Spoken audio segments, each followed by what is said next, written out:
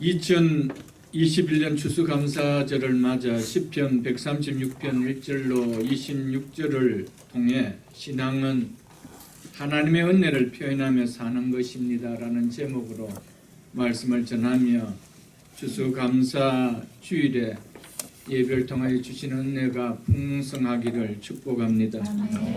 추수감사 주일 예배는 한 해의 삶을 돌아보며 한 해 동안 베풀어 주신 하나님의 은혜를 기억하며 평소와는 다른 특별한 감사의 마음을 담아 하나님께 올려드리는 예배입니다. 이 중심으로 드는 예배와 함께 혹 바쁜 삶 가운데 하나님의 은혜를 잊고 지내고 있을지도 모를 그 은혜를 다시금 기억하는 신앙이 되도록 일깨워 주기 위하여, 그리고 또한 우리가 얼마나 하나님의 은혜에 감사하는 믿음을 갖고 살아가는지 자신을 점검해보는 시간이 되도록 한 해를 마감하는 때에 이 절기 예배를 드리도록 해 주신 것입니다. 오늘 본문은 시편 136편입니다. 136편은 성경 가운데 한 장 안에 감사라는 단어가 가장 많이 나오는 장입니다. 한 절마다 하나님께 감사라는 말씀이 동일하게 나옴을 우리는 볼 수 있을 것입니다. 26번이나 나오는 것을 우리는 볼 수 있습니다. 오늘 본문이 우리에게 전하는 핵심은 바로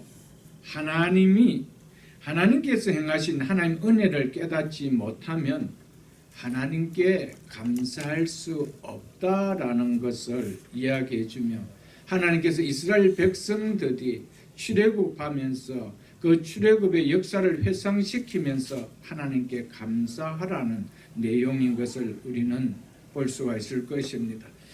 그래서 각 절마다 우리에게 베풀어 주신 하나님 은혜를 말하고 그 하나님께 감사하라고 하심을 우리는 또한 볼 수 있을 것입니다. 물론 이 말씀은 1차적으로 이스라엘 백성에게 하신 말씀이지만 이는 궁극적으로 영적 이스라엘인 구원받은 그리스도인들에게 주신 말씀입니다. 복음을 듣고 믿음으로 구원받은 하나님의 자녀가 된 그리스도인에게서 나오는 고백은 하나님 감사합니다, 이 고백이지요. 그리스도 안에서 새로운 피조물이 된 그리스도인의 새로운 언어가 있다면 그것은 바로 하나님 감사합니다 이며, 새로운 삶은 바로 감사의 삶일 것입니다. 하나님의 은혜에 감사를 나타내는 것은 내가 하나님의 은혜로 말미암아 구원받은 하나님의 자녀임을 내 안에서 드러내는 확실한 증거라는 것입니다. 오늘 본문을 좀 킵하고요. 먼저 골로새서를 한번 보겠습니다. 골로새서 2장 325쪽입니다. 신약성경 325쪽 골로새서 2장 6절로 7절 말씀을 보겠습니다.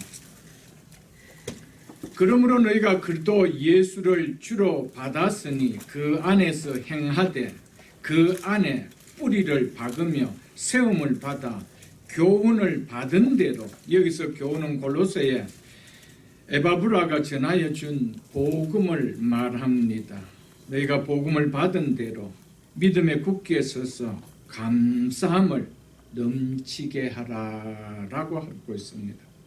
이처럼 사도 바울은 골로새 교회 성도들을 향하여 너희가 그리스도 예수를 주로 받은 그리스도인이라면 날 구원해 주신 이 구원의 믿음 위에 굳게 서서 감사를 넘치게 하라라고 말씀하고 있습니다. 바울은 예수 그리스도를 믿는 믿음에 굳게 서 있다라는 증거가 무엇이라고 말해주고 있습니까? 그것은 받은 은혜에 감사가 넘치는 감사의 삶이다라고 말해주고 있습니다. 그러므로 감사는 주 예수 그리스도의 복음을 받은 나의 믿음의 성격을 드러내는 척도입니다. 내 믿음이 어떤 믿음인지 그 성격을 드러내는 척도가 바로 은혜에 대한 감사라는 것입니다. 구원받은 그리스도인에게 가장 크게 와닿는 것은 바로 하나님의 은혜입니다. 이것이 아니라고 말할 수 있는 사람은 아무도 없을 것입니다. 그래서 교회 안에서 듣는 가장 많은 말이 있다라면 그것은 하나님의 은혜일 것입니다. 그리고 그리스도 예수 안에서 새로운 피조물이 된 그리스도인의 입에서 나오는 고백 중에 가장 많은 고백이 있다면 하나님의 은혜라는 고백일 것입니다. 그 앞에 있는 사도행전 20장을 한번 보겠습니다. 신약성경 223쪽입니다. 신약성경 223쪽 사도행전 20장 24절입니다. 사도행전 20장 24절 사도 바울은 이렇게 말하고 있습니다. 내가 달려갈 길과 주 예수께 받은 사명 곧 하나님의 은혜의 복음을 증언하는 일을 무엇을 증언하느라고 말씀하고 있습니까? 하나님의 은혜의 복음이라고 하고 있습니다. 그냥 예수께 받은 사명 곧 복음을 증언하는 일을 이렇게 말하고 있지 않습니다. 하나님의 은혜의 복음이라고 하고 있죠. 그렇기 때문에 복음을 받았다라면은 하나님의 은혜를 모른다는 것은 있을 수가 없음을 얘기해 주고 있습니다.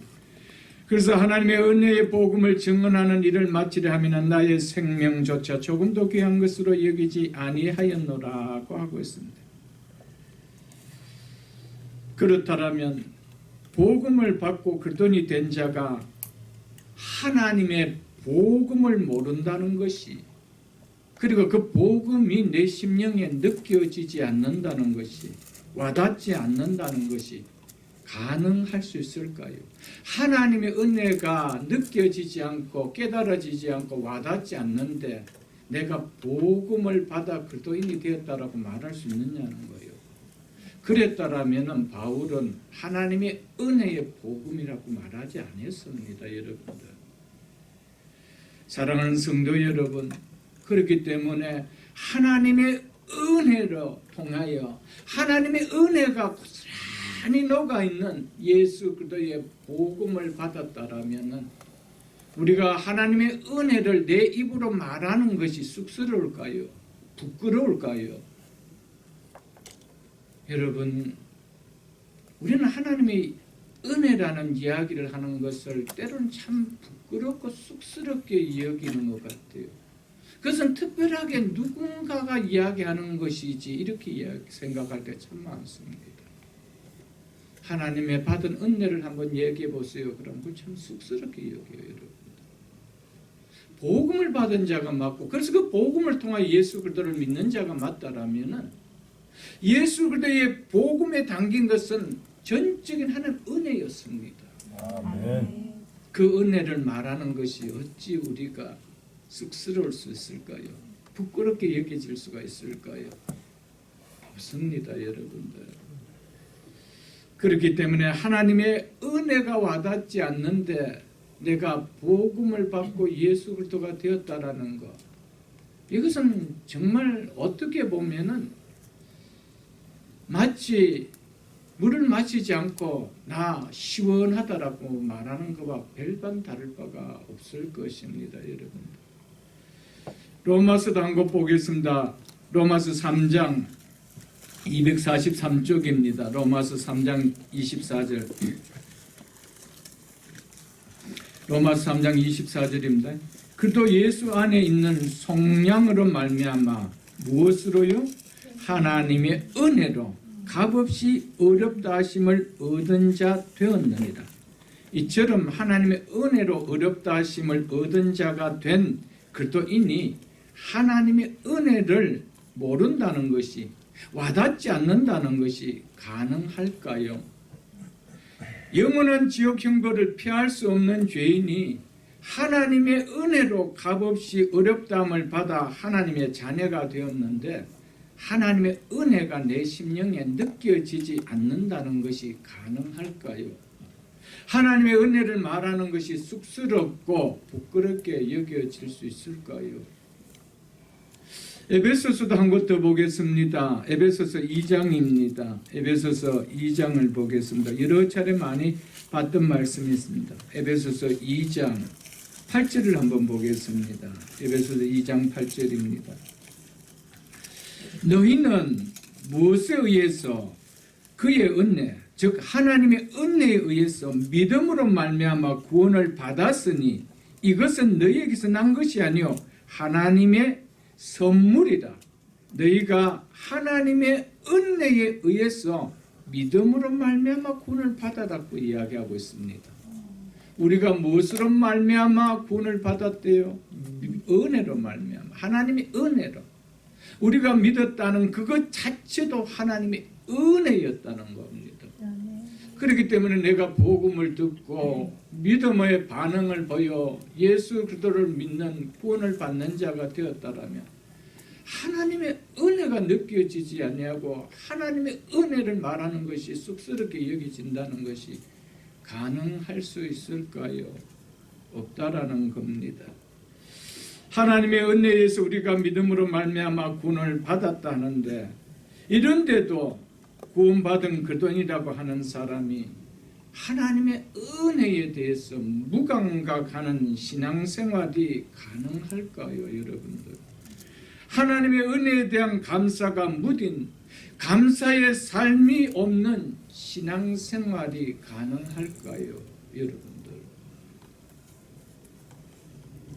나의 나 된 것은 하나님의 은혜로 된 거예요. 나의 나 된 것은 하나님의 자녀가 된 것은 하나님의 은혜로 되었는데 내가 그 은혜를 받은 자라는 모습이 내 삶 가운데 드러나지 않는다는 것이 그리스도인이라 할 수 있느냐는 거예요.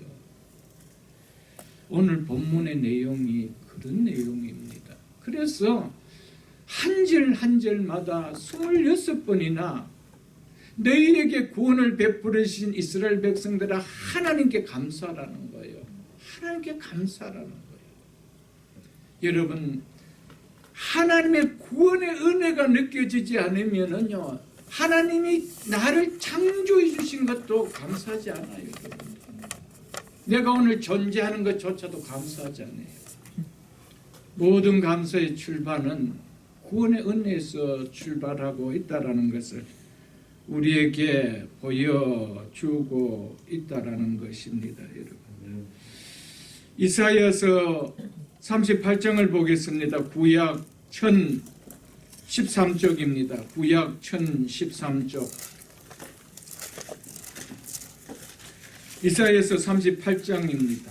이사야서 38장 18절로 19절입니다. 스올이 즉 무덤이 즉 죽은 자들이 이런 의미입니다. 스올이 주께 감사하지 못하며 사망이 주를 찬양하지 못하며 구덩이에 들어간 자가 주의 신실함을 바라지 못하되 오직 산자 곧 산자는 오늘 내가 하는 것과 같이 주께 감사하며 라고 했습니다. 이 고백은 히스기야 왕의 고백이었습니다. 이 고백처럼 죽은 자는 감사할 수 없다라는 겁니다. 영적으로 죽은 자는 결코 하나님께 감사가 나올 수가 없습니다. 영적으로 죽은 자가 그 삶을 통하여 하나님께 감사하는 표현의 삶이 사라질 수 없다라는 겁니다. 왜냐하면 허물과 죄로 죽은 자는 하나님의 은혜가 무엇인지 깨달아질 수가 없기 때문에, 깨달아진 자가 아니기 때문입니다. 그러므로 영적으로 죽은 자에게 하나님의 은혜를 기대한다라는 것은 있을 수가 없는 것이죠. 감사는 구원받은 자만이 드러내는, 내 영혼이 살아있는 자만이 드러내는 마땅한 행위라는 사실을 우리는 잊어서는 안 됩니다. 감사의 신앙은 내가 구원받은 내 영이 살아있는 자임을 드러내는 증거입니다.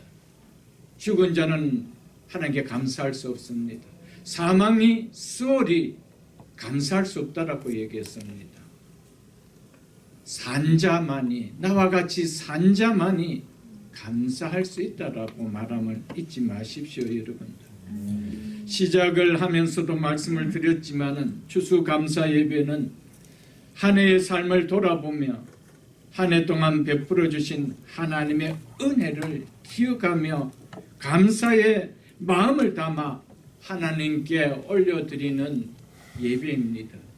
내 삶에 묻은 하나님의 은혜를 다시금 회복하는 자리가 되게 하며 또한 내 자신이 감사의 믿음을 갖고 살고 있는지 점검해 보는 시간이 되게 하는 특별한 시간이 바로 추수감사 예배입니다. 오늘 추수감사 예배를 통하여 하나님의 은혜가 깨달아져 감사의 믿음의 회복이 일어날 수 있기를, 감사의 삶이 더 크게 일어나는 은혜가 임하기를 주님의 이름으로 축복합니다. 아멘. 오늘 본문 시편 136편은 5부분으로 나누어질 수 있는 말씀입니다. 1절로 3절은 서론에 해당되는 말씀으로 하나님께 3번이나 이어서 감사하라고 나옵니다. 4절로 9절 말씀은 창조주 하나님께 감사하라는 말씀입니다. 10절로 24절까지는 자기 백성을 구원하여 인도하시고 보호하시는 하나님께 감사하라는 내용입니다. 25절은 공급하시는 하나님께 감사하라는 말씀이며 마지막 26절은 결론적으로 하나님께 감사하라는 말씀입니다. 오늘 본문은 이렇게 시작되고 있습니다. 그리고 오늘 이 본문 26절까지 오늘 다 전하는 내용이 아니고 중간중간에 여러분 특별히 구원의 은혜에 대한 부분을 말씀을 전하려고 합니다. 오늘 시편 136편 본문 1절은 이렇게 시작되고 있죠. 여호와께 감사하라. 접속사 키라는, 즉 왜냐하면이라는 접속사가 들어갑니다. 여호와께 감사하라. 왜냐하면 그는 선하시며 인자하심이 영원함이기 때문이다. 이렇게 말씀하고 있습니다. 여기서 인자라는 헤세드라는 단어 많이 들어본 단어일 것입니다. 인자는 바로 헤세드는 자기 백성에게 베푸시는 변치 않는 하나님의 언약적 사랑을 나타내는 단어입니다. 자기 백성으로 자기 자녀로 언약을 맺어주신 변치 않는 사랑은 그러면 바로 어떤 사랑일까요? 그 사랑은 바로 영원한 사랑이라는 겁니다.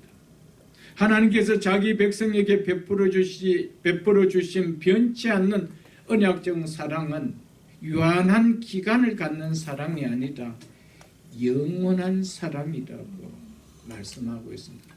그래서 그 하나님께 감사하라고 서두에 그렇게 시작하고 있습니다.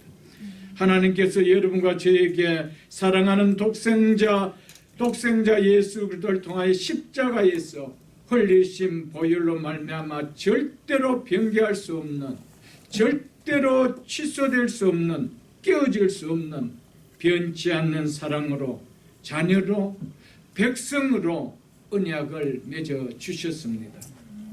하나님의 속성인 선하심과 인자하심이 영원하시기 때문에 절대로 맺은 언약이 중도에 깨어지거나 무효화되거나 취소되어지지 않는다는 것입니다. 그래서 그 인자심이 영원함이로다. 자기 백성에게 베풀어 주신 변치 않은 언약의 사랑이 어떻다라고요? 영원하다는 것입니다. 예수 그리스도의 십자가의 보혈로 여러분과 저를 자녀로 삼아주신 하나님의 언약은 영원합니다. 그 사랑은 영원하다는 것이죠. 그렇다면 어떻게 구원받은 백성이 중도의 그 구원을 이룰 수 있다는 이런 생각이 들 수가 있을까요, 여러분들? 여러분, 그것은 그 하나님에 대해서 내가 믿고 있는, 나에게 구원을 주신 하나님이 누구신지 내가 제대로 깨닫지 못할 때는 그런 마음이 올 수가 있지만은 그분이 누구신다는 것이 안다라면 그 말씀을 갖는 것 자체가 내가 믿음 없음을 드러내는 고백이라는 것이죠.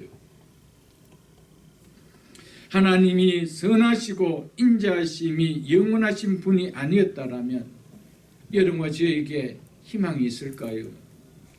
벌써 우리의 모습을 보시고 자녀 삼으신 것을 후회하시고 취소하셨을 것입니다. 수십 번 취소하고 수백 번 깨었을 것입니다. 그런데 그럼에도 불구하고 우리에게 희망이 있는 것은 구원을 주신 그 하나님, 우리를 자녀로 삼아 주신 예수 그리스도의 보혈로 언약을 맺으신 하나님의 변치 않는 사랑이 영원하시기 때문이라는 겁니다. 그래서 그 하나님께 감사라는 거예요. 그 구원의 은혜를 깨닫고 그 사랑을 베푸신 하나님이 누구시한자라면 감사하라고 우리에게 말씀하고 있다라는 것입니다.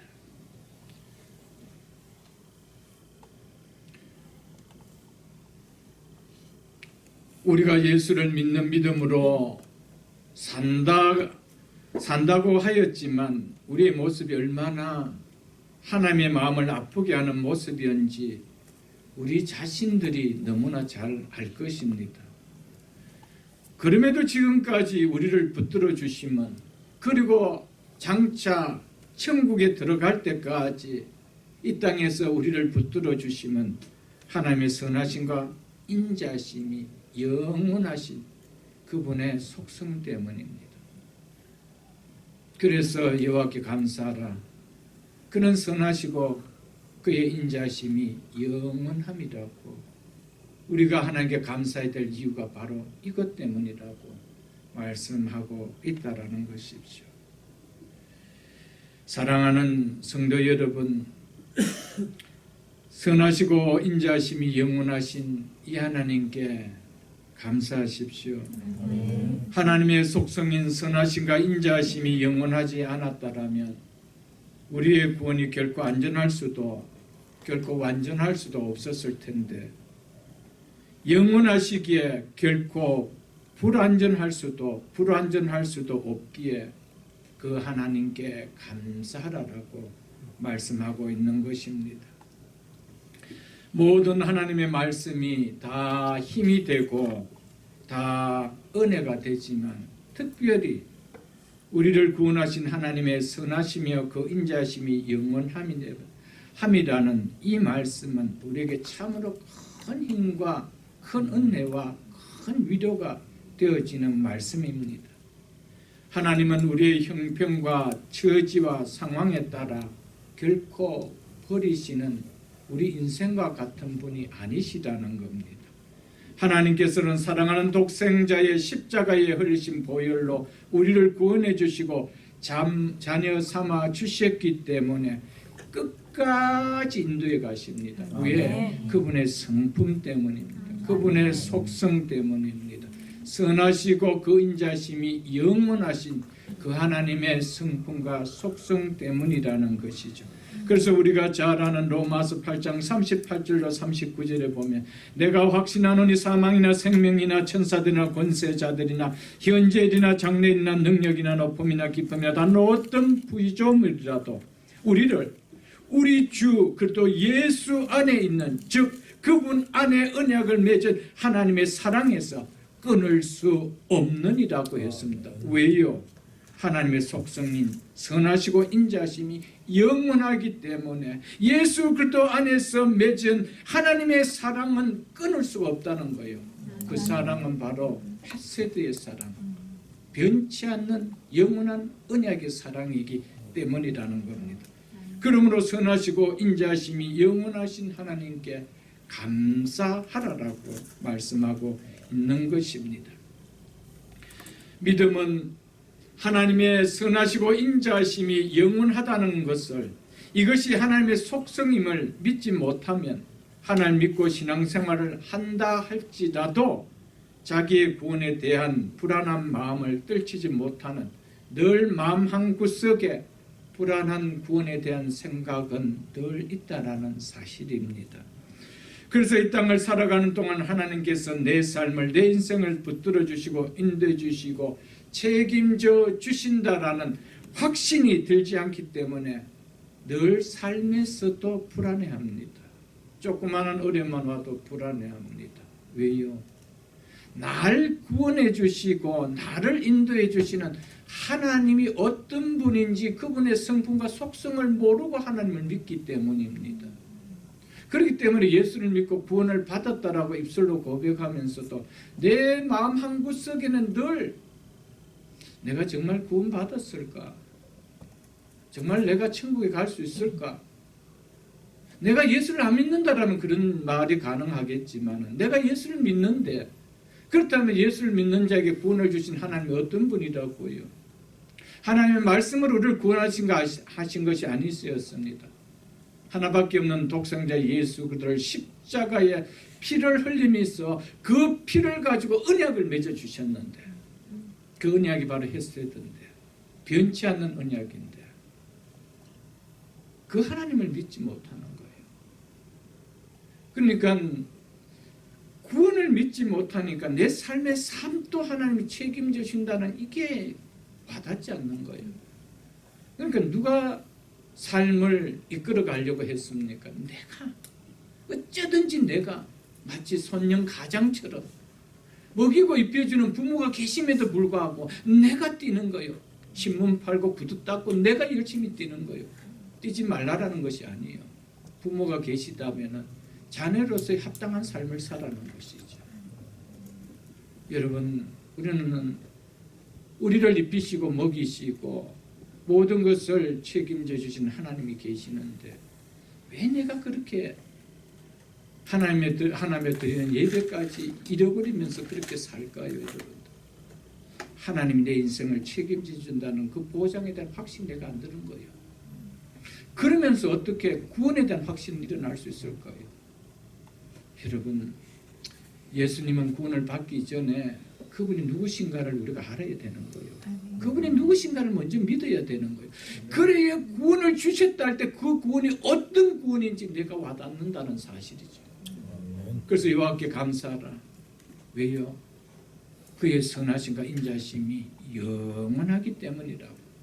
그렇게 고백함을 우리는 잊지 말아야 됩니다. 그렇기 때문에 믿음의 기초는 하나님의 선하시고 인자심이 영원하심을 믿는다는 사실을 잊지 마시기를 주의 이름으로 축복합니다. 10절로 15절을 보겠습니다. 애굽의 장자를 치신 이에게 감사하라. 왜냐하면 그 인자심이 영원하기 때문이다. 11절 이스라엘을 그들 중에 인도하여 내신 이에게 감사하라. 왜냐하면 그 인자심이 영원하기 때문이다. 강한 손과 펴신 팔로 인도하신 이에게 감사하라. 그 인자심이 영원함이로다. 홍해를 가르신 이에게 감사하라. 그 인자심이 영원함이로다. 이스라엘을 그 가운데로 통과하게 하신 이에게 감사하라. 그 인자심이 영원함이로다. 바로와 그 군대를 홍해에 엎드리신 이에게 감사하라. 그 인자심이 영원함이로다. 이 말씀은 바로 이스라엘 백성들을 애굽에서 나오게 하신 출애굽의 사건에 대한 이스라엘 백성들 향하여 그 은혜를 생각하며 하나님께 감사하라는 내용입니다. 애굽에 놓여있던 이스라엘 백성들이 어떻게 너희 힘으로 세계 최강의 애굽 바로의 군대를 이기고 해방할 수 있었느냐? 그것은 전적인 하나님의 은혜가 아니냐? 그래서 강한 손과 펴신 팔로 인도하여 내신 이에게 감사라고 이야기한 거예요. 너희 힘으로 난 것이 아니랐던 거예요. 너희의 실력으로, 너희의 능력으로 너희가 바로의 손아귀에서 노예되었던 그 노예 삶 속에서 해방되어 자유인이 된 것이 아니라는 것을 말해주고 있습니다. 이스라엘을 택하시고 애굽의 노예에서 해방시켜 주신 것은 바로 오늘 우리를 죄의 권세로부터 사망의 권세로부터 구원하여 주신 것에 대한 예표로 나타내신 사건입니다. 죄의 권세로부터 사망의 권세로부터 우리가 무슨 힘이 있어서 이 죄의 권세를 끊고 이 사망의 권세를 끊고 자유인이 될 수가 있습니까? 불가능한 겁니다. 있을 수가 없다는 것. 이것을 가장 연약한 노예였던 이스라엘 백성을 통하여 당대 최강이었던 애굽의 군대로부터 해방될 수 있는, 그것도 칼 하나 활 하나 벽돌 하나 던져서 돌 하나 던져서 구원받은 것이 아니고 어린 양의 피를 흘려 그 피를 문설주의 발음으로 말미암아 그 피의 은혜로 구원받았다는 것을 우리에게 보여주지 않습니까? 그러므로 오늘 이 말씀을 구원받은 우리에게 적용한다라면 우리를 공중권세에 잡은 죄의 세력에서 죽음의 권세에서 인도하시어 내신 이에게 감사하라. 왜냐하면 그분의 인자하심이 영원하기 때문이다. 전능하신 능력과 지혜로 구원하신 이에게 감사하라. 그분의 인자하심과 그분의 인자하심이 영원함이로다. 어둠에서 빛으로 사망에서 생명으로 옮기신 이에게 감사하라. 왜냐하면 그분의 인자하심이 영원하기 때문이다. 이렇게 여러분들 해석해도 틀린 말이 아닙니다. 오늘 우리에게 적용한다라면 동일하게 우리에게 구원을 베풀어 주신 분은 사망에서 생명으로 옮겨 주신 분은 하나님이십니다. 구원은 전적으로 내가 행한 것이 아니고 100% 하나님께서 행하여 주셨습니다. 그래서 하나님의 은혜로 너희가 구원을 받았으니 라고 말씀을 하신 것이었습니다. 죄로 말미암아 하나님의 진노로 멸망당할 수밖에 없는 진노의 자녀에게 그도와 동일한 하나님의 상속을 받는 영원한 하나님의 자녀로 바꿔준 것이 우리의 힘과 우리의 실력이었습니까? 우리의 노력이었습니까? 아니었습니다. 전적으로 하나님께서 행하신 하나님의 은혜로 되어진 일이었습니다. 아멘. 그래서 우리를 구원해 주신 하나님께 감사하라라는 것이 바로 10절로 15절까지에 해당되는 되어지는 말씀이 되어집니다. 1년 내내 여러분은 하나님께 감사하세요. 감사 주제 설교를 1년 내내 한다고 해서 여러분의 마음에 감사의 마음이 일어날 수 있을까요? 감사의 삶이 사라질 수 있을까요? 그렇다면은 그런 설교는 얼마든지 할 수가 있죠. 여러분들 감사하세요 한다고 해서 감사되어지는 것이 결코 아닙니다, 여러분들. 그래서 오늘 설교 제목이 추수감사절을 맞아 하나님께 감사합시다라가 아닙니다. 신앙은 하나님의 은혜를 표현하며 사는 것이라는 것이죠. 하나님의 은혜의 표현의 삶이 신앙이라는 겁니다. 즉 하나님의 은혜가 깨달아지기 전까지는 감사를 아무리 이야기한다고 해서 감사가 되어지지 않습니다. 자식에게 부모에게 좀 감사하며 좀 생활해라, 감사하는 삶을 좀 살아보라 한다고 자식이 감사할까요? 아닙니다. 하지 말라 해도 부모의 은혜가 깨달아지면은 날 낳아주시고 날 길러주신, 고생하면서 나를 길러주신 부모의 은혜가 깨달아지면은 그냥 하는 거예요. 아멘. 여러분, 하나님의 감사는요, 구원의 은혜가 깨달아지기 전까지는 그거는 사치로 느껴져요. 그건 아무런 나와는 상관없는 거예요. 한다 할지라도 인색할 뿐이고 그냥 형식적일 뿐이다. 종교적인 형식뿐입니다. 마음에 우러나는 것은 없죠. 여러분, 부모가 사이가 멀어도요, 그래도 뭐 절기 되면은, 어버이날이 되면은 뭐 건강식품 하나 정도 감사합니다. 마음에 일어나지 않아도 합니다. 그러나 감사는, 부모에 대한 감사의 마음이 일어나서 표현하는 것하고는 100% 다릅니다. 내 자신이 벌써 압니다. 내 자신이 어떤 마음으로 이걸 지금 하고 있는지 안다라는 것이죠. 그렇기 때문에 여러분들 하나 구원에 대한 은혜, 나를 구원해 주시는 하나님의 은혜가 깨달아져야 그리스도인다운 감사의 삶이 사라지는 거예요. 아멘. 그렇지 않으면은 감사라는 설교도 감사라는 그런 말도 항상 부담으로 받았습니다. 그걸 이상하게 또 한 사이드로 듣지요. 교회 오면 맨날 하나님께 감사하래. 그것도 그냥 하지 말고 삶을 표현하면 하래. 그러면서 또 해석을 좀 달리 하죠, 여러분. 그러나 하나님의 은혜를 깨닫는 자는 그게 무슨 말인지 알죠, 여러분. 그것이 다르다라는 것이지요, 여러분. 감사는 구원의 은혜가 내 심령에 와닿으면은요, 내 마음에 느껴지면은요, 목사가 해라고 하는 것이 아니고요, 자동적으로 나오는 겁니다. 아멘. 복음의 말씀을 통하여 구원의 은혜가 더 깊이 깨달아지고 더 깊이 느껴지면은 감사 또한 은혜가 더 깊이 묻어나는 감사가 올려집니다. 어제의 감사가 오늘의 감사와 동일해지지 않습니다.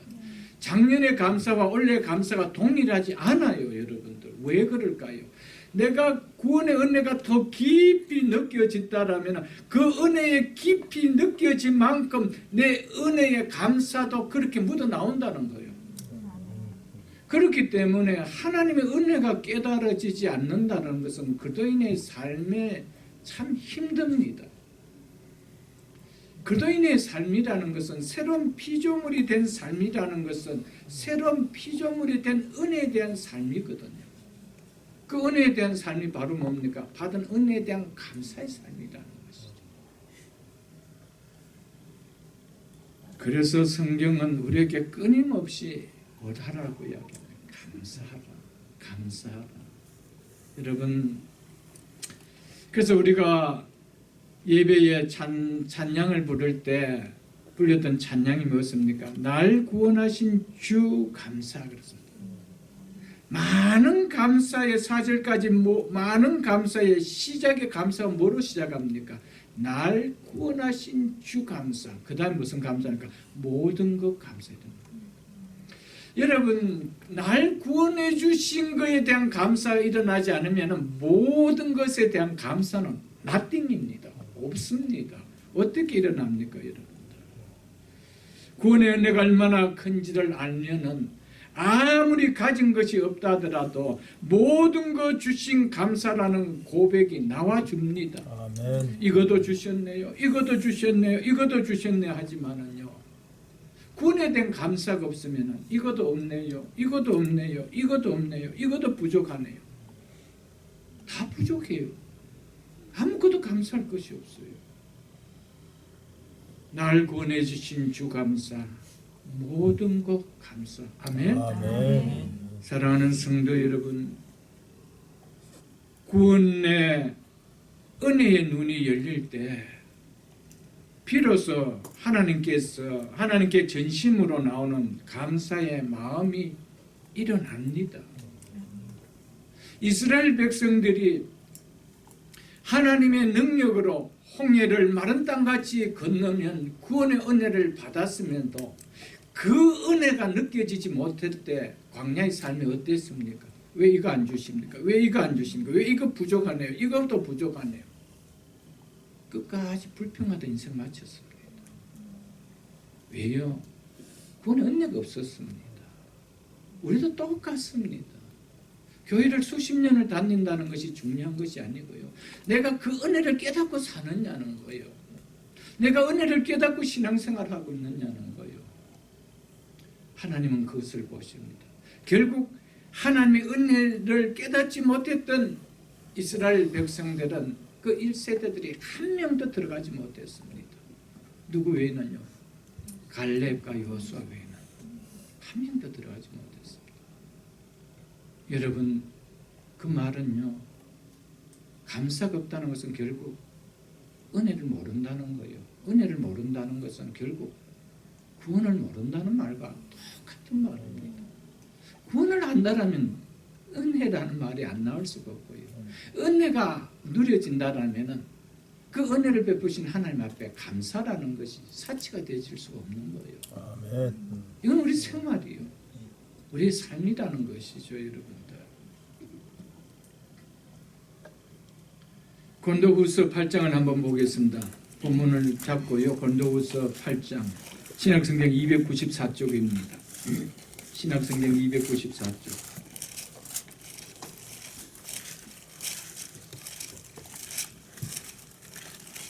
신약성경 294쪽 고린도후서 8장 1절을 보겠습니다. 1절로 4절까지 제가 읽어드리겠습니다. 형제들아, 하나님께서 마게도냐 교회들에게 주신 은혜를 우리가 너에게 알리노니 환난의 많은 시련 가운데서 그들의 넘치는 기쁨과 극진한 가난이 그들의 풍성한 연보를 넘치도록 하게 하였느니라. 내가 증언하노니 그들이 힘대로 할 뿐 아니라 힘에 지나도록 자원하여. 이 본문 말씀이 우리 금년도 표요 말씀 아니었습니까, 여러분들?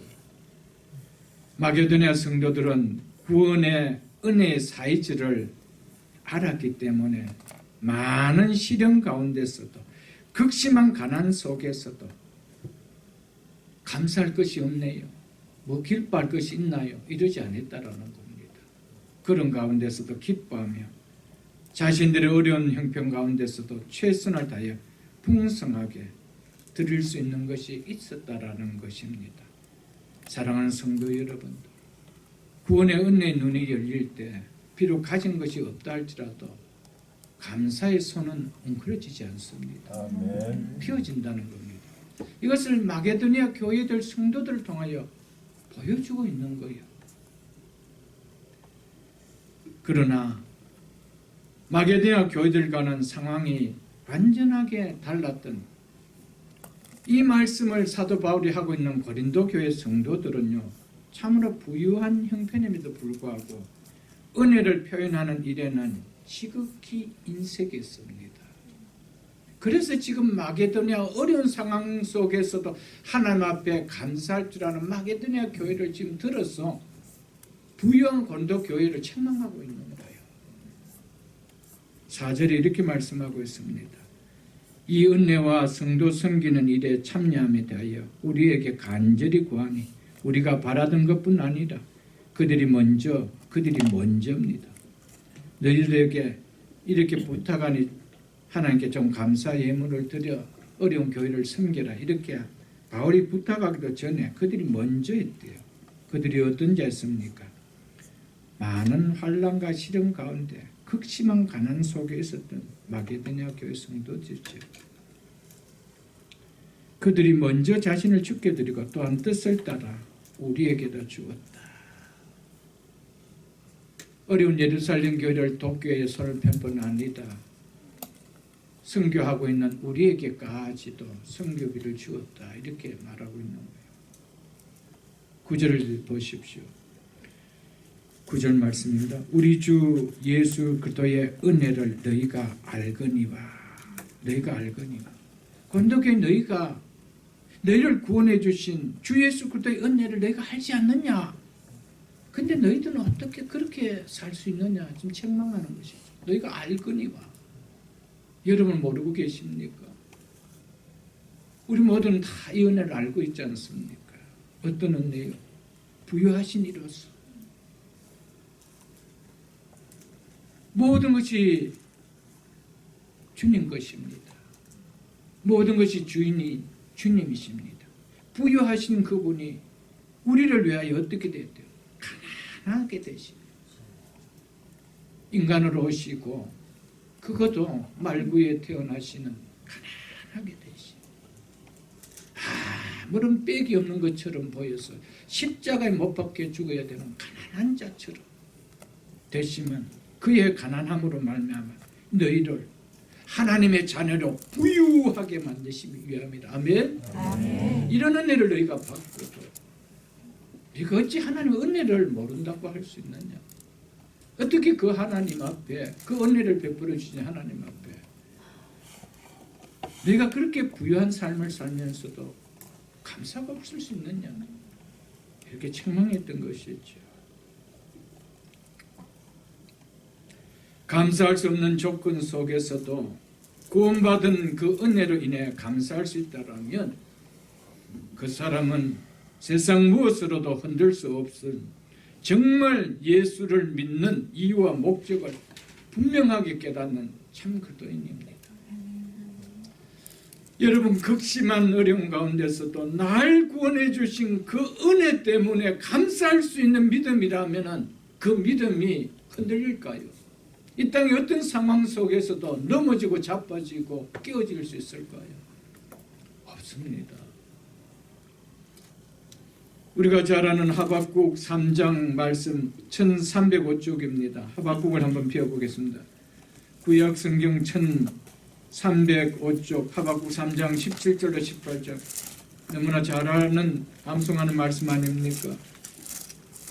하박국 3장 17절로 18절. 비록 무화과 나무가 무성하지 못하며 포도나무에 열매가 없으며 감람나무에 소출이 없으며 밭에 먹을 것이 없으며 우리의 양이 없으며 요한간에 소가 없을지라도. 여러분, 17절 한 절만 본다라면 기뻐할 일이 있습니까? 감사할 일이 있습니까? 아무것도 없습니다. 무화과 나무가 무성하지 못하고 포도나무에 열매가 없고 감람나무에 소출이 없고 밭에 먹을 것이 없고 우리의 양이 없고 양간에 소가 없대요. 아무것도 없대요. 여러분, 이런 상황 속에서 기뻐할 수 있고 이런 상황에서 감사가 나올 수가 있나요, 여러분들? 그런데 하박국 선지자는 이렇게 얘기합니다. 18절, 나는 누구로 말미암아? 여호와로 말미암아. 누인에 보이는 형편과 상황으로 말미암아가 아닙니다. 날 구원해 주신 그 여호와로 말미암아 즐거하며 나의 구원의 하나님으로 말미암아 기뻐하리로다. 아멘. 아멘. 나의 구원의 하나님입니다. 나를 구원해 주신 하나님으로 말미암아 내 이 땅의 삶의 인생을 풀어주신 하나님이 아니요, 날 구원해 주신 하나님으로 말미암아 기뻐한대요. 감사한대요. 이 믿음을 가진 자가 어떤 상황에서 넘어질 수 있을까요? 없는 것입니다, 여러분들. 나 같은 죄인 살리신 주 은혜 놀라워. 여러분, 찬송가 305장 이 어메이징 그레이스, 이 찬양이 정말 나의 신앙의 고백이 맞다라면은 이 찬양을 부르는 자가 신앙이 넘어질 수가 있을까요? 하나님의 은혜를 모르며 살아갈 수 있는 자가 있을까요? 없습니다.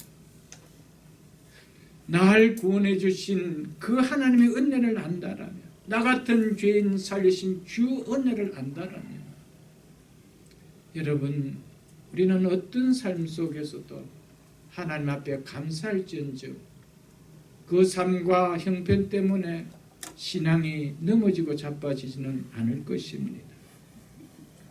우리가 살고 있는 이 미국 땅에 드려진 첫 추수 감사 예배, 우리는 잘 알 것입니다.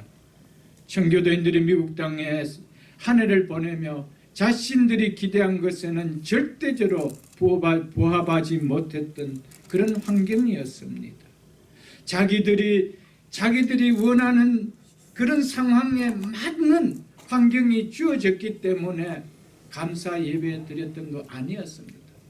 자기들이 원했던 것과는 절대적으로 상황이 달라졌음에도 불구하고 떠나올 때 기대했던 것과는 완전히 다른 최악의 환경과 상황임에도 불구하고 그들은 그곳에서 한 해를 지내는 동안 자신들의 삶을 돌아보며 베풀어 주신 하나님의 은혜를 기억하며 첫 감사 예배를 드렸습니다. 180톤 메이플라워를 타고 북동부 지역의 플리머드에 도착한 그들은 어린아이를 포함해 어린아이 39명을 포함한 120명의 청교도인들이 맹수와 인디언의 습격과 배고픔과 질병과 무선 혹독한 추위의 긴 겨울을 보내는 가운데 3분의 1이 훌쩍 넘는 44명이나 생명을 떠나보냈습니다. 사랑하는 부모와 혹은 사랑하는 남편과 처자식을 잃은 아픔 가운데 황량한 땅을 경작하며 그의 시비를 많지 않은 수확이었지만은 첫 수확을 거두어 극한 가난 속에서도 삶을 지켜주시고 우리의 신앙을 지켜주신 하나님 앞에 그들은 첫 감사 예배를 올려드렸습니다. 청교도인들이 드린 첫 추수 감사는 풍요한 환경이 주어졌기에 드렸던 거 아니었습니다. 기쁨의 상황이 주어졌기에 드렸던 감사 예배가 아니었습니다. 모든 것이 자신들의 생각했던 뜻과는 달랐던 잘되지 않은 상황 속에서도 임에도 불구하고 감사하는 마음을 담아 눈물을 흘릴 수밖에 없는 슬픈 상황 속에서도 감사를 담아 올렸던 예배가 첫 추수 감사 예배였습니다. 사랑하는 가족들을 신앙의 동료들과 한 해도 같이 보내지 못하고 3분의 1이 넘는 수를 먼저 땅에 묻는 아픔의 마음을 안고 있는 가운데 드린 예배가 감사 예배였습니다. 감사가 나오기 참으로 어려운 상황에 그들이 드린 예배가 감사 예배였습니다. 이것이 청교인들의 신앙이었습니다. 이 신앙을 물려받은 후손들이 이 미국 땅의 후손들 아닙니까? 지금 이 감사가 살아나고 있나요, 여러분들? 우리는 청교도인들이 드린 추수감사 예배를 통해 이 같은 믿음을 좀 본받으려고 애쓸 수 있는 우리가 될 수 있기를 축복합니다. 고린도전서 4장 20절에 보면은 하나님의 나라는 말에 즉 빈 말에 있지 아니하고 오직 능력에 있다라고 말씀했습니다. 말로 하는 것은 누구나 다 할 수 있습니다. 마음이 들어가지 않아도 빈말로도 우리는 감사합니다, 고맙습니다 할 수 있습니다. 그러나 하나님의 나라는 그런 말에 있는 것이 아니라 오직 능력이 있다라고 하였습니다. 이 능력은 바로 변화된 삶을 이야기합니다. 예수 그리스도의 십자가의 은혜로 하나님의 은혜로 변화된 삶을 이야기합니다. 하나님의 나라는 바로 이런 변화된 삶을 드러내는 것이라고 말하고 있습니다. 말은 누구나 다 할 수 있습니다. 그러나 삶은 누구나 다 살 수 있는 것은 아닙니다. 하나님의 은혜를 깨닫는 자만이 십자가의 은혜를 아는 자만이 변화된 삶을 나타냅니다. 그 변화된 삶이 뭡니까? 나 같은 죄인을 살려주신 하나님의 은혜가 감사하다라고 느껴지는 것이 변화된 삶이라는 것이죠. 날라주시고 길러주신 부모를 아는 자식은 부모의 마음을 아프게 하는 행동은 결코 하지 않습니다. 어떻게 하든지 고생하신 부모님을 기쁘게 하려는 삶을 살려고 합니다. 그 자식이 많이 배웠든 못 배웠든 날 힘들게 고생하면서 길러주신 그 부모의 마음에 아프게 하는 삶은 살지 않으려고 한다는 것이죠. 날 낳아주시고 길러주신 부모의 은혜를 아는 자식이라면 아무리 가진 것이 없다 하더라도 그 부모에게 표현은 감사의 표현을 하는 것을 아까운 마음으로 할까요? 그렇지 않습니다. 그 은혜를 알기 때문에. 비록 지금의 형편이 넉넉하지 못한다 할지라도 그 형편에서 최선을 다해 섬겨드리려고 할 것입니다. 내 마음의 은혜가 깨달아져 느껴지는 마음만큼은 받은 은혜를 표현하려고 할 것입니다. 내 형편 안에서 내가 느낀 은혜만큼 표현하면서도 뭐라고 말합니까? 나중에 더 잘할게요, 어머니. 엄마, 내가 너 나중에 더 잘할게. 많이 멀어서 더 잘할게. 이 마음 아니에요, 여러분. 여러분 부모에게 해드리는 감사의 표현이 해가 갈수록 똑같았습니까? 아니잖아요. 날 낳아주시고 길러주신 육신의 부모에 대해서도 이러할진대 어찌 날 영원한 사망에서 영원한 멸망의 형벌에서 건져주시기 위하여 사랑하는 아들을 아끼지 아니하시고 십자가에 내어주신 하나님의 은혜에 대해서 무감각할 수 있나요, 여러분? 우리가 1년, 2년 넘게 이 놀라운 복음의 은혜를 받고 깨달았는데 어찌 감사의 표현이 동일해질 수 있나요?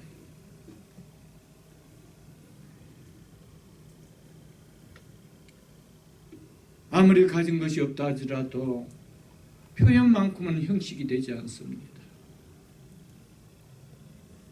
엄마, 아빠, 어머니, 아버님, 내년에는 좀 다르게 표현할게요. 지금 가진 형편에서 이게 최선입니다. 많이 못해드려서 죄송합니다. 이게 부모의 은혜를 아는 자식의 마음 아닐까요?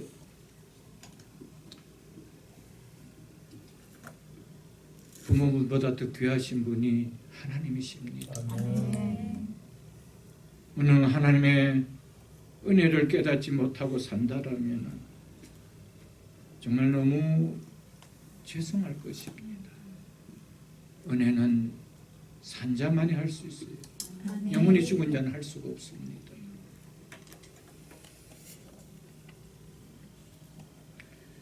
하나님에 대한 은혜든 부모에 대한 은혜든 은혜는 마음이 통하는 것이 정성입니다. 왜요? 하나님은 우리를 그렇게 창조했기 때문입니다.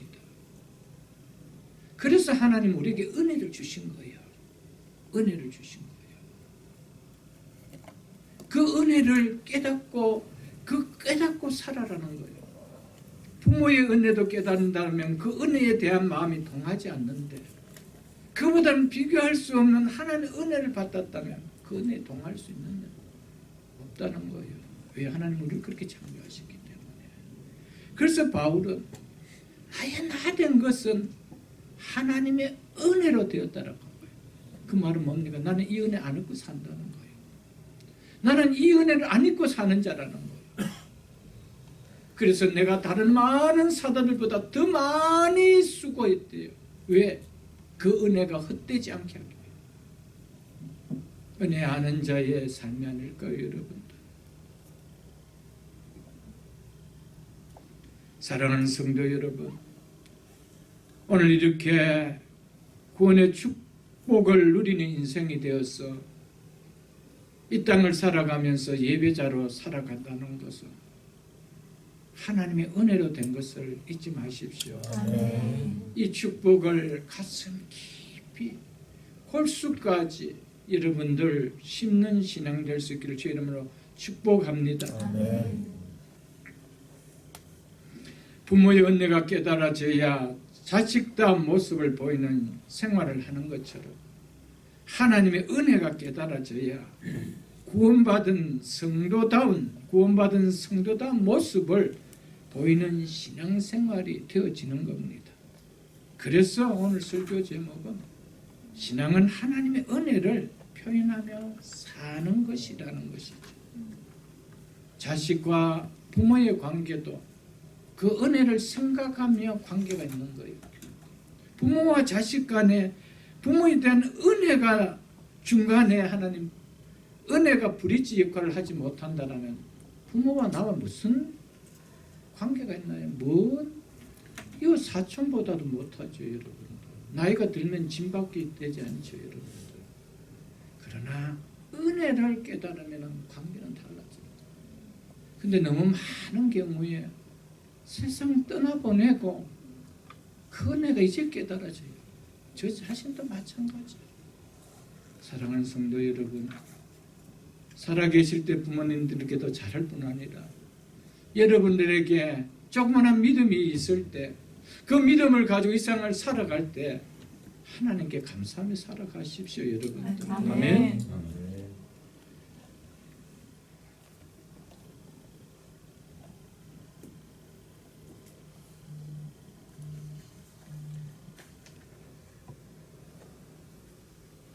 어린아이가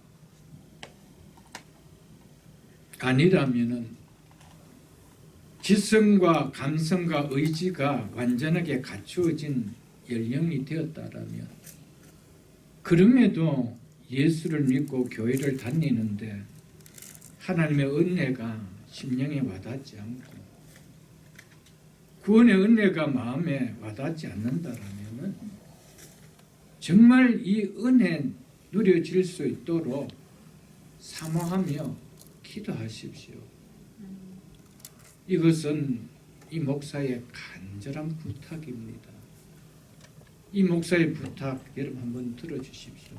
큰 거 요구하는 거 아닙니다. 하나님 내 심령에 하나님 은혜가 한번 깨달아지게 해달라. 사모하고 기도하십시오. 왜냐하면은요, 인생을 마감하는 날까지 하나님의 은혜가 누려지지 않는 가운데 그 인생이 마감된다라면 그 마감은 우리 주님은 나는 너를 도무지 모르겠다라는 그 마지막 이 고백을 들을 수 있기 때문입니다.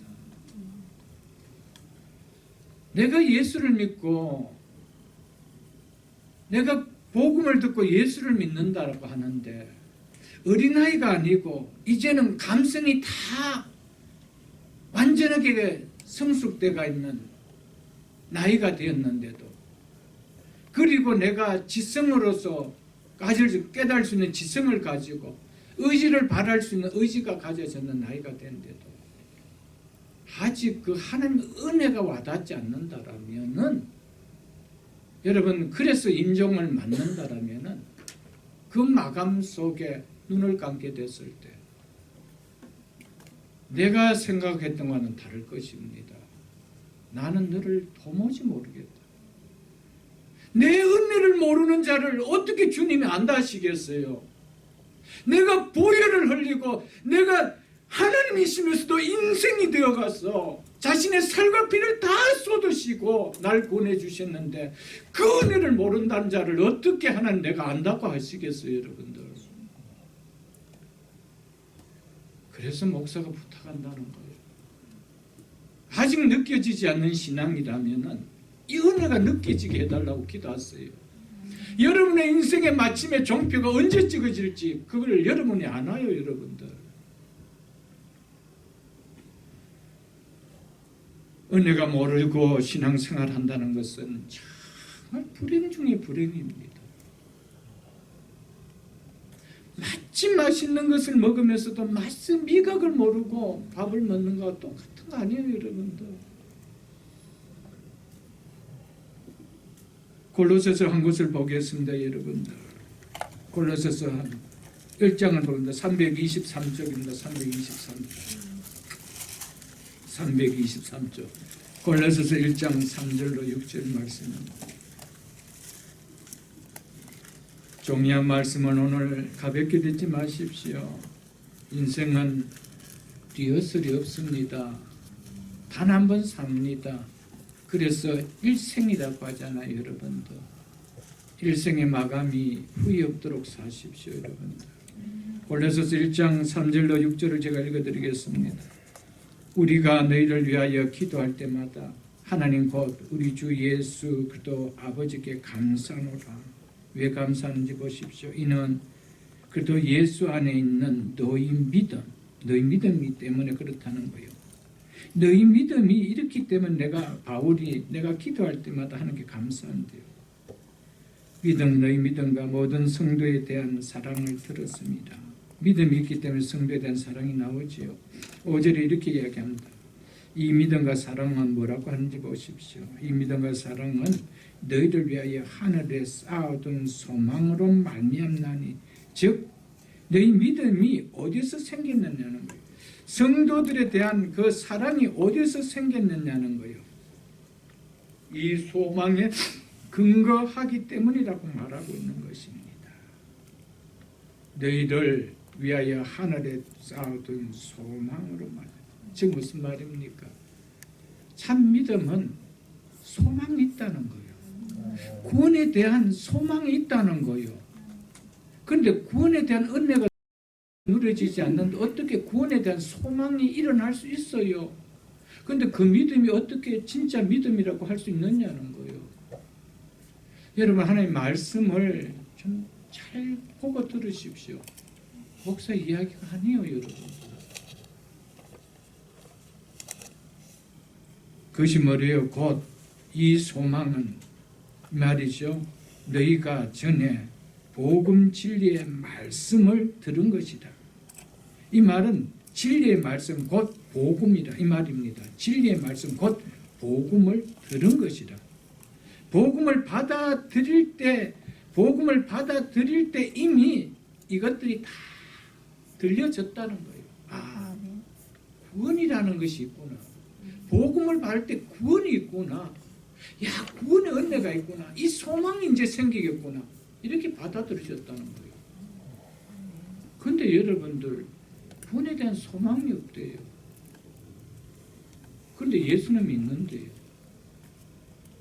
여러분, 예수님이 십자가에 죽으시면 그래서 싸구려 죽음 아니에요, 여러분들. 6절에 이렇게 말씀하고 있습니다. 이 복음이 이미 너희에게 이르매 너희가 듣고 참으로 하나님의 은혜를 깨닫는 날로부터. 여러분, 복음은 들으면 무엇이 깨달아진대요? 이 사실 믿으십니까? 아멘. 참으로 하나님의 은혜가 깨달아진 날부터 너희 중에서 왔지 또한 온 천하에서도 열매 맺어 자라는도다. 즉 자라고 있다라는. 여러분, 은혜를 깨달으면요 열매가 맺어져요. 믿는 자의 열매가 맺어지는. 그 중에 하나가 뭔 줄 아십니까? 그 중에 하나가 공동체 사랑이죠. 그 성도의 사랑이에요. 그다음 하나가 뭐래요? 소망을 갖는 거예요. 하늘에 쌓아둔 소망을 갖는 거예요. 그리고 또 뭐가 있을까요? 이 은혜를 주신 하나님 앞에 감사가 나오는 것이죠. 이 열매가 반드시 맺어진다는 겁니다, 여러분들. 그렇기 때문에 하나님의 은혜가 와닿지 않고 교회 생활은 비참합니다. 이건 정말 비참한 생활입니다, 여러분들. 왜냐하면은 은혜를 받은 자만이 은혜의 노래를 부를 수 있는, 새노래를 부를 수 있는 하늘의 새 예루살렘 천성에 들어갈 수가 있는데, 은혜를 모르는데 어떻게 여러분들 은혜의 노래를 부르는 그날에 갈 수 있나, 여러분들? 이건 불가능한 일이에요, 여러분들.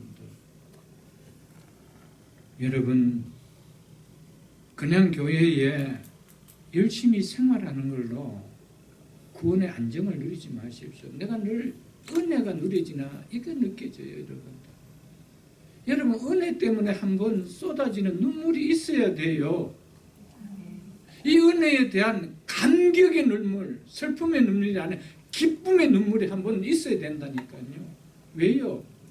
우리가 감성을 가진 자 아니에요, 여러분.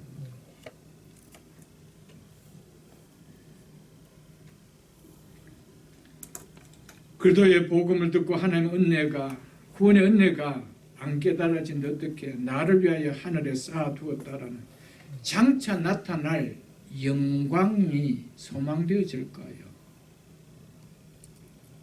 여러분, 은혜가 깨달아지면은요, 그 은혜에 담겨 있는 내용들이 고스란히 내 속에 누려진다니까. 아멘. 그래서 이 땅을 살아가지만은 이 땅에 마침되는 죽음이 두렵지 않아요. 그걸 지금까지 소망하며 살아왔기 때문에. 이 신앙을 누가 흔들 수 있나요, 여러분?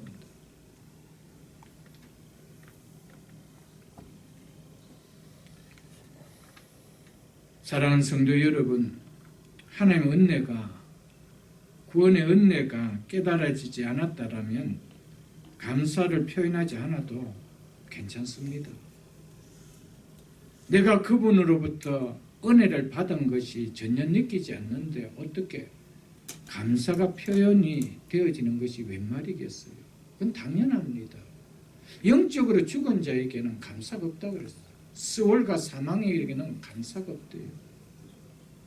그러나 날 구원해 주신 하나님의 은혜가, 구원의 은혜가 깨달아져 구원받은 성도가 맞다라면 그 은혜의 감사의 표현은 은혜를 아는 자의 당연한 삶이라는 거예요.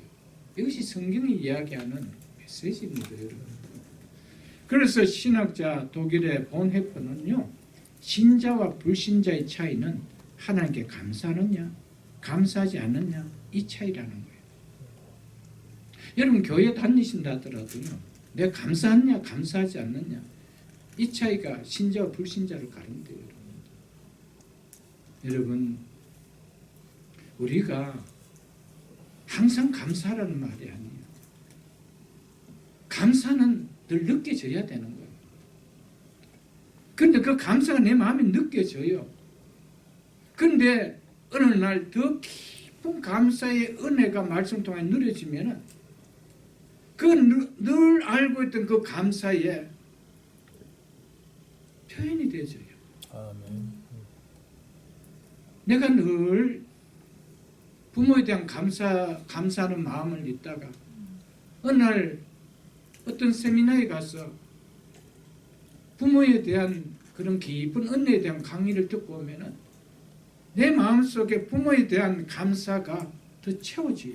그러면서 그 강의 마치고 나면서 뭡니까? 정육점을 들리는 거예요. 좋은 부위 좀 잘라주세요 해서 신문지에 뚫뚫 말아서 들고 오잖아요. 오늘 저녁에 끓여 드시라고. 여러분, 그게 은혜라니까. 우리가 어떻게 항상 은혜의 삶을 살 수 있나요? 근데 어느 날 은혜를 받으면 이 은혜가 손이 펴지더라는 거예요. 아멘. 여러분, 그런 신앙이 우리 속에 일어나야 된다는 거예요. 그게 내가 살아있다라는 증거요. 아멘. 아멘.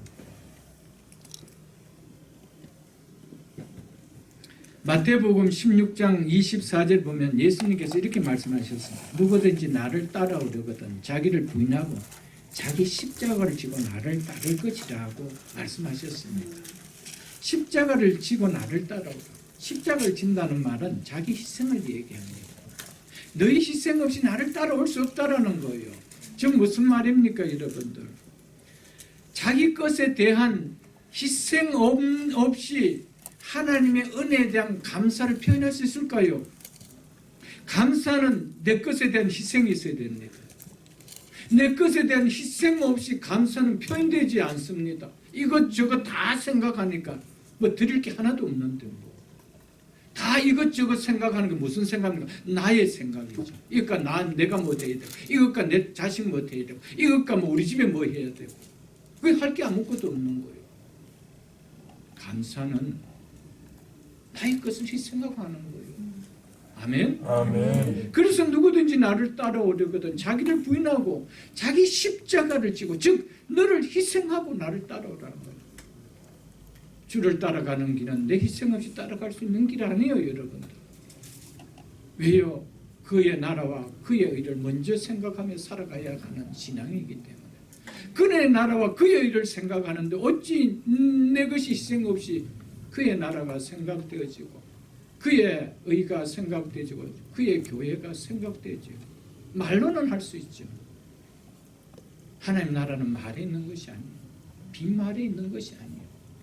진짜 말이 맞다라면 삶은 함께 동반된다라는 것이죠, 여러분들. 16절을 보겠습니다. 본문 16절을 보겠습니다. 그의 백성을 인도하여 광야를 통과하게 하신 이에게 감사하라. 그 인자심이 영원함이로다. 21절로 22절을 보겠습니다. 그들의 땅을 기업으로 주신 이에게 감사하라. 그 인자심이 영원함이로다. 곧 그 종 이스라엘에게 기업으로 주신 이에게 감사하라. 그 인자심이 영원함이로다. 이스라엘 백성을 홍해를 건너 출애굽하게 하시고 광야를 통과하게 하신 하나님께서 결국 어디에 이르게 하셨다라고 하고 있습니까? 그들의 땅을 기업으로 주셨다라고. 이 땅에 있는 거 가나안 땅이죠. 그래서 그 땅에 들어가게 하신 이에게 감사하라라고 합니다. 이스라엘에게 기업으로 주신 이에게 감사하라라고 말씀했던 것이었습니다. 사랑하는 성도 여러분, 우리는 이 땅을 살아갑니다. 광야의 인생길을 살아갑니다. 이 삶을 어떻게 했대요? 16절에 보니까 통과하게 하십니다. 통과하게 하십니다. 우리를 통과하게 하셔서 목적지가 어디라는 겁니까? 기업이라는 겁니다. 기업으로 주신 그 땅이라는 거예요. 이것은 장차 우리에게 임할 천국의 예표입니다. 사랑하는 성도 여러분, 우리는 이 세상 광야길을 2021년도도 하나님께서 통과시켜 주셨습니다. 지나가게 해주셨습니다.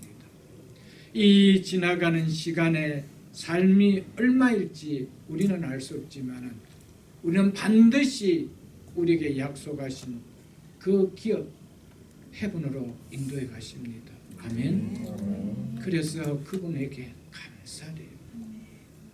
이스라엘 백성들을 하나님께서 광야를 통과하셔서 기업의 땅으로 들어가게 하셨다면 여러분과 저도 이 세상의 삶을 통과해서 반드시 그 땅에 들어가게 하신다는 사실입니다. 아멘. 그 하나님께 감사하라라고 말씀하고 있습니다. 이렇게 말씀하고 있죠. 그의 백성을 인도하여 광야를 통과하게 하신 이에게 감사하라. 사랑하는 성도 여러분, 하나님께서는 이 어려웠던 2년여의 코로나 시대 속에서도 여러분과 저를 하나님의 백성들을 인도해 주셨습니다. 그리고 이 삶을 통과하게 해 주셨습니다. 여러분, 죽을 것 같았는데 죽었습니까? 어떻게 살고 싶었는데 여러분들 못 살았습니까? 여러분, 제가 봤을 때는 상당수가 코로나 전보다 더 잘 사시는 것 같아요. 영육간에 다. 영육간에. 여러분, 하나님께서는요, 우리를 인도해 가십니다. 아멘. 인도하시며 그 광야를 통과하게 하신 하나님. 이게 얼마나 은혜되는지 몰라요. 여러분의 실력으로 이 광야길을 금년 한 해도 걸어오셨나요? 아니요, 없습니다. 그분이 인도해 주셨대요. 그분이 통과해 주셨대요. 이분에게 말해요. 감사하겠습니다. 그리고 이 시간이 끝나면은 우리의 인생이 다 끝나는 것이 아니에요. 약속의 땅을 주신대요. 약속의 집을 주신대요. 얼마나 감사해요. 그래서 그 하나님께 감사하라라고 말씀하고 있습니다. 베드로전서 1장을 한번 보겠습니다. 377쪽입니다. 377쪽 베드로전서 1장을 보겠습니다. 베드로전서 1장 3절 5절 제가 읽어드리겠습니다.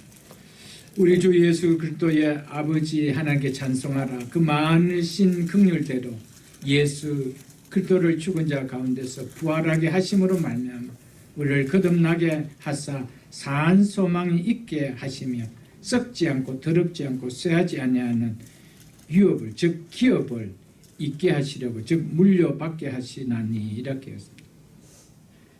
썩지 않고 더럽지 않고 쇠하지 않는 기업을 물려받게 하시나니 이렇게 했습니다. 곧 너희를 위하여 하늘에 간직하신 것이라. 내년 말세에 나타나기로 예비하신 구원, 이것이 뭡니까? 하늘에 간직하신 썩지 않고 더럽지 않고 쇠하지 않은 이 기업을 누리는 것을 말하죠. 그것이 바로 너희 말세에 나타날 구원을 이야기합니다. 그것을 얻기 위하여 믿음으로 말미암아 무엇으로요? 하나님의 능력으로 보호하심을 받았느니라. 아멘. 하나님 당신께서 오늘도 믿음을 가진 자에게는, 정말 예수 그리스도를 믿는 믿음을 가진 자에게는 당신의 능력으로 보호해 주십니다. 이 기업을 너희가 누릴 때까지. 여러분, 그 하나님께 감사해요. 여러분, 그 하나님은 선하시고 인자이시기 때문에 감사해요. 그 기업을 주시기로 약속하신 하나님은 이 광야를 통과하게 하십니다. 이 광야에서 우리를 멸망시키고 영원한 지옥 형벌로 빠뜨리지 않습니다. 우리를 그곳으로 인도하십니다. 하나님의 능력으로 우리를 보호해 주신대요. 그래서 그 하나님께 감사하라고 말씀하고 있습니다. 25절을 보겠습니다. 본문 25절. 오늘 본문 25절 보겠습니다. 모든 육체에게 먹을 것을 주신 이에게 감사라. 그 인자하심이 영원하니로다. 아멘. 모든 것을 주신 이에게 감사하라. 모든 것을 먹을 것, 모든 육체에게 먹을 것을 주신 이에게 감사하라. 이렇게 말씀하고 있습니다. 예수님께서 뭐라고 말씀하셨습니까? 오늘 이따 내일 아궁이에 던져지는 들풀도 하나님이 이렇게 입히시거든. 하물며 내일 가보냐, 이렇게 말씀하셨어요. 하나님이 이름 없는 문명의 들풀도 입히시고 먹이신다라면요, 하물며 내일 가보냐는 거예요. 여러분, 모든 육체에게 먹을 것을 주신 하나님이라면 당신의 백성에게는 주시지 않을까요? 더욱 주시는 분이 아닐까요? 그래서 내일 아궁이에 던져지는 들풀도 하나님께서 이렇게 입히시거든. 공중나는 새를 보라. 누가 그들에게 먹을 것을 주시냐 그랬어요. 하물며 내일 것 뭐냐. 우리가 시편을 펴었으니 시편을 100편을 한번 보겠습니다. 시편 100편 이렇게 말씀하고 있습니다. 시편 100편 1절 5절. 온 땅의 여호와께 즐거운 찬송을 부를지어다. 기쁨으로 여호와를 섬기며 노래하며 그 앞에 나갈지어다. 여호와가 우리 하나님이신 줄 너희가 알지어다. 같이 읽겠습니다. 그는 우리를 지으신 이시요 우리는 그의 것이니 그의 백성이요 그의 기르시는 양이로다. 아멘. 그의 백성이기 때문에 그가 길러주신대요. 여러분, 이 하나님은, 이 언약을 맺으신 하나님은 선하시고 영원하신 분입니다. 여러분, 이 하나님에 대해서 의심하지 마십시오. 여러분들, 우리가 무엇을 먹을까, 무엇을 마실까, 무엇을 입을까 염려하지 말라. 이것들은 다 뭐라고 해서 이방인들, 하나님이 없는 이방인들, 자기가 주인되어 자기가 인생의 문제를 해결하는 이방인들이 구하는 것이다 라고 말씀하셨습니다. 사랑하는 성도 여러분, 우리를 향하여 분명하게 주님은 나의 기르시는 양이라. 그래서 그분을 우리 목자라고 하신 거예요. 그래서 모든 육체에게 먹을 것을 주신 이에게 감사하라. 그 인자하심이 영원함이라고 말씀하셨습니다. 여러분, 코로나 사태로 얼마나 어려웠습니까? 그런 상황 속에서도 먹이고 입히신 하나님 앞에 진실로 감사하십시오. 이 감사가 충만하게 우리 속에 있어야 된다라는 것입니다, 여러분들. 그래서 스펄전 목사님은 감사에 대해서 이런 유명한 말씀을 하셨습니다. 촛불을 보고 감사하는 자에게 하나님은 달빛을 주시고, 달빛을 보고 감사하는 자에게 햇빛을 주시고, 햇빛을 보고 감사하는 자에게 영원토록 사라지지 않는 천국의 영광의 빛을 주신다고 하셨습니다. 무슨 이야기입니까? 하나님은 감사하는 자에게 그 감사로 끝내게 하시는 분이 아니라는 거예요. 여러분, 어쩌면 우리의 삶들의 지경이 감사를 통하여 넓혀진 것이 아닐까요? 우리의 감사한 삶만큼 우리의 지경들이 넓혀진 것이 아닐까요, 여러분들? 여러분, 하나님 앞에 우리는 스푼으로 감사하는데 하나님 우리에게 삽을 떠서 감사할 수 있는 일을 떠주십니다. 우리는 하나님 앞에 스푼을 떠서 우리는 하나님 앞에 그런 삽을 떠서 감사를 드리면 하나님께서 포크레인으로 감사할 수 있는 벼슬을 주신다는 거 잊지 마십시오. 아멘. 여러분, 추수감사절을 영어로 땡스기빙이라고 하지 않습니까? 그 단어를 잘 분석해 보십시오. 감사와 드림, 이것이 함께 어울려지는 말이 감사라는 거예요. 땡스기빙. 여러분, 감사와 드림, 그 감사에는 반드시 드림이 있다는 거예요. 여러분, 드림이 없는 감사가 있을까요? 드림이 없는 감사는 없습니다, 여러분. 드림이 빠진 입술만의 감사로 끝내는 것은 감사의 예배가 아닙니다. 청교도인들이 첫 감사, 입술로 감사드리지 않았습니다. 말 그대로 땡스기빙이었습니다. 감사의 드림을 표현했다는 사실이었습니다. 마지막 한 곳을 보고 말씀을 정리하며 맺도록 하겠습니다. 시편 16편을 보겠습니다. 시편 16편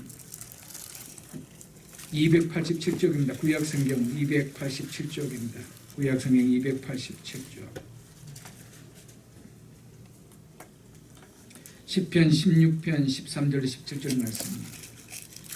너희 타작마달과 포도주 틀에 소출을 거두어 들인 후에 이래 동안 초막절을 지킬 것이다. 초막절을 다른 말로 장막절 혹은 다른 말로 수장절이라고 합니다. 이것을 달리 표현하면 추수감사절을 말합니다. 이것을 지킬지어다.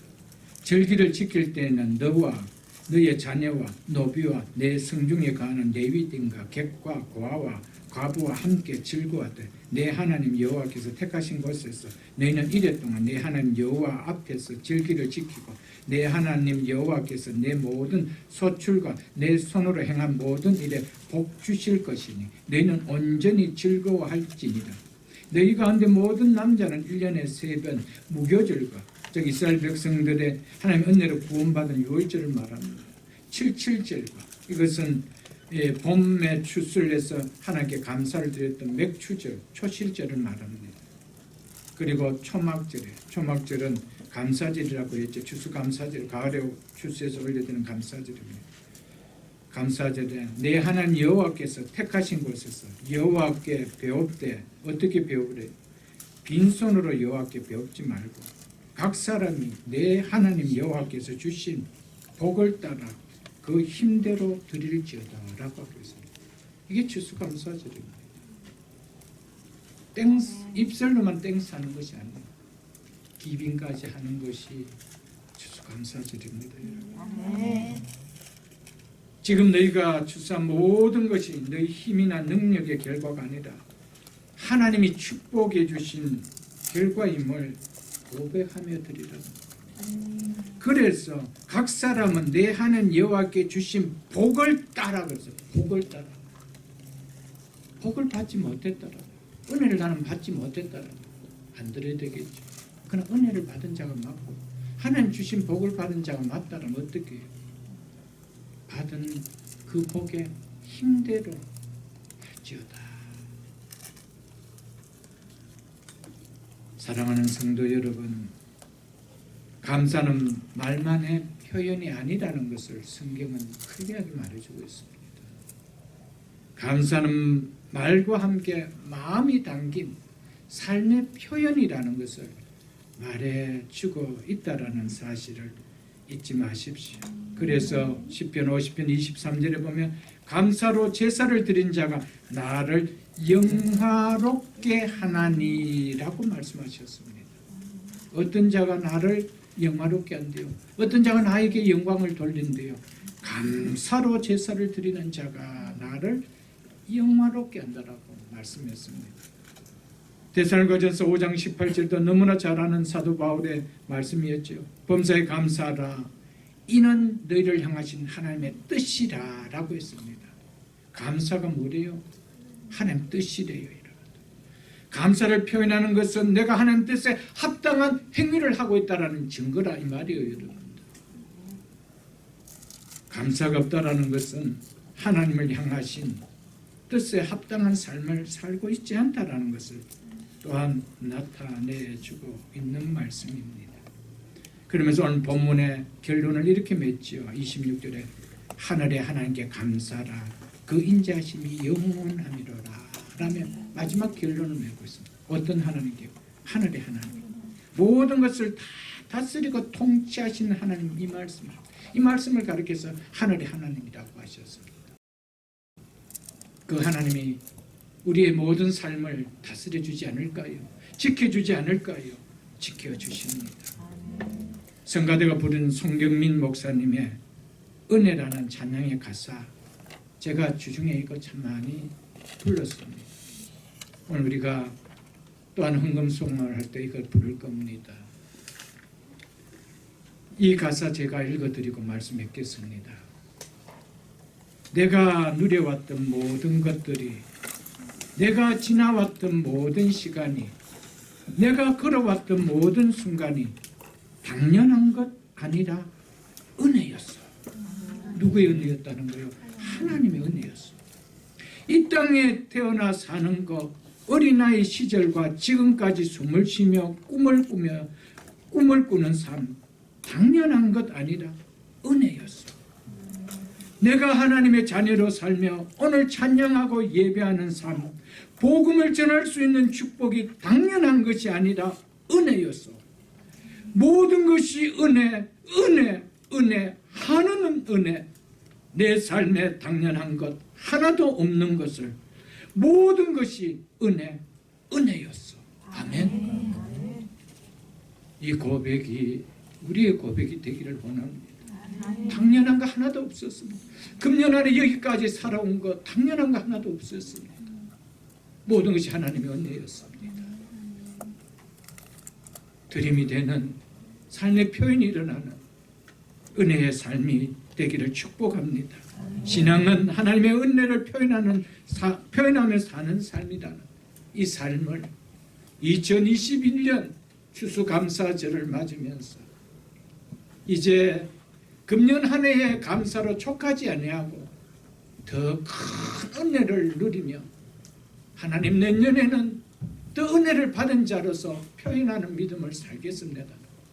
이런 고백이 있다라면 오늘 예배는 참으로 하나님 앞에 더 기쁜 감사를 드는 예배가 될 줄 압니다. 아멘. 이런 신앙을 회복하는 오늘 이 시간 될 수 있기를 주님의 이름으로 축복합니다. 아멘. 주신